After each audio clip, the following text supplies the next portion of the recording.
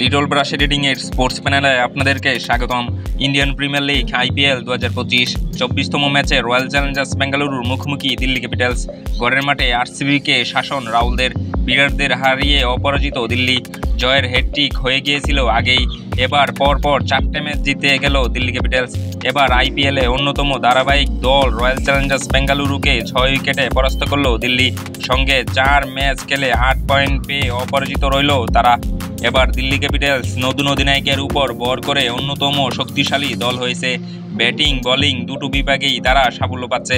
প্রথমে বল করে এই ম্যাচে RCBকে 163 রানে আটকে দেয় দিল্লি, তুলে নেয় 7 উইকেট। RCBর শক্তিশালী টপ অর্ডারকে ফিরিয়ে দেয় দীপরাজ নিগম। তিনি বিরাট কোহলি এবং ফিল সল্টকে আউট করেন। ফিল সল্ট এবং বিরাট কোহলি জুটি করেন 61 রানের। Phil Salt 37 run, Virat Kohli 22 run করেন। দেবদূত পাটিকল 1 রানে ফেরেন। রজত পাতিদার 25 রান করেন। এরপর আর কেউ বড় রান পায়নি। শেষের দিকে টিম ডেভিড 36 রানের একটা ক্যামিও ইনিংস খেলে 163 রানের বেশি RCBকে দিতে পারেনি।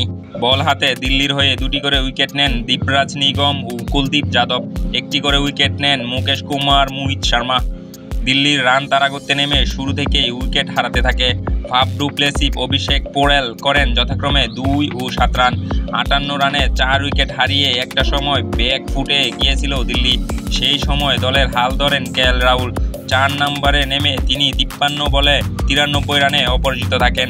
শেষ পর্যন্ত টিকে থেকে চিস্টান স্টাফের সঙ্গে 106 রানের পার্টনারশিপ তৈরি করে দলকে জেতান। স্টাফ 38 রানে অপরাজিত থাকেন। বেঙ্গালুরু KL রাহুলের ঘরের মাঠ, তিনি বেঙ্গালুরুতে খেলে বড় হয়েছে। নিজের চেনা মাঠে তিনি জ্বলে উঠলেন। রয়্যাল চ্যালেঞ্জার্স বেঙ্গালুরুর হয়ে সফল একমাত্র ভুবনেশ্বর কুমার, তিনি নেন 2টি উইকেট। উক্ত ম্যাচে KL রাহুলের খেলা আপনার কাছে কেমন লেগেছে অবশ্যই কমেন্টে জানাবেন। আপনার কমেন্টের আশায় রইলাম।